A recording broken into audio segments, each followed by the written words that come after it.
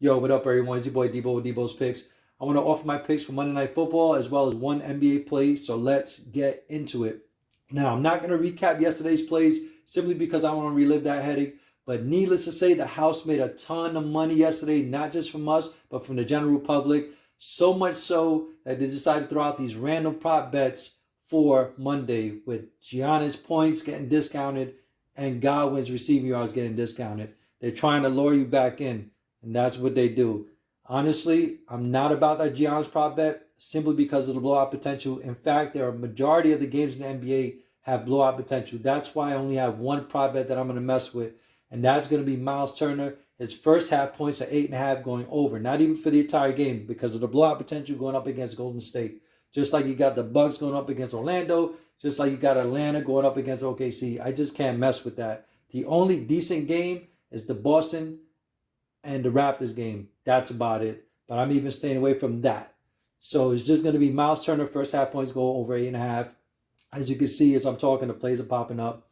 I really love Godwin, whether it's his discounted receiving yards or his 6.5. It's a great matchup for him. I think he's going to beast. I also like Chris Olave's receiving yards going over 60.5. I also like his receptions going over 5.2. He's going to get a ton of targets. The dude is a stud. You got the secondary, the Bucks that are banged up, so I really like this matchup for him. They're going to move him around. They're going to feed him targets all night simply because they have to. They have no choice because they can't run against the Bucks. Which brings me to Kamara. I'm taking his under rushing and receiving total yards. And what's funny about this, you see how it's at 83.5. If you look at his receiving prop bet, it's set at 29.5. If you look at his rushing yards prop bet, it's set at 48.5. You add those two up. It doesn't even come close to 83.5. So that right there tells you you're getting a deal. So I would take the under 83.5 rushing plus receiving yards for Alvin Kamara. And then, of course, you got Tom Brady. You could take his interceptions. I'm not touching it. You could take the under on that going up against the Saints. Tom Brady, as you can see, his total for his the season, I believe, is 3 or 4 picks.